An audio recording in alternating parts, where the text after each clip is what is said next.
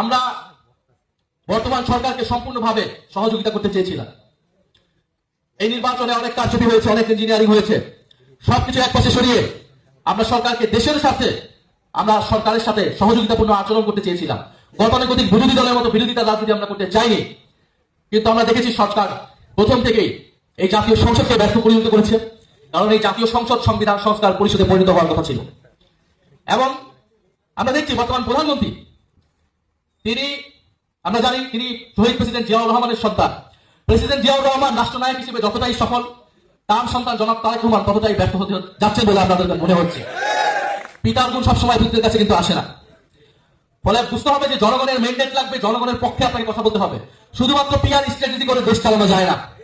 শুধুমাত্র PR campaign করে আপনি রাস্তায় একলা হেঁটে চলবেন, আপনি কৃষককে ডেকে আপনার পাশে বসাবেন, অন্যদিকে কৃষকের ধানের মূল্য, ন্যায্য মূল্য আপনি নিশ্চিত করবেন না। এইভাবে একটা দেশ রাষ্ট্র চলতে পারে না। জনগণের সাথে তামাশা করবেন না। যদি দেশ পরিচালনা করতে হয়, জনগণের সাথে যে কমিটমেন্ট করা হয়েছে, জুলাই গণঅভ্যুত্থানে যে কমিটমেন্ট করা হয়েছে, জুলাই সনদে যে কমিটমেন্ট করা হয়েছে, অক্ষরে অক্ষরে তা বাস্তবায়ন করুন।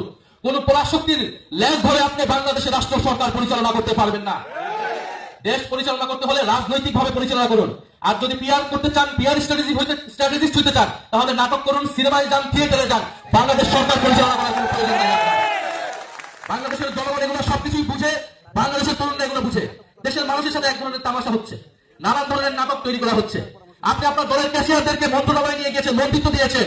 ঋণ খেলাপিদের সংসদে নিয়েছেন, মন্ত্রিত্ব দিয়েছেন। একজন সোয়েটার ব্যবসায়ীকে আপনি বাংলাদেশ ব্যাংকের গভর্নর বানিয়েছেন।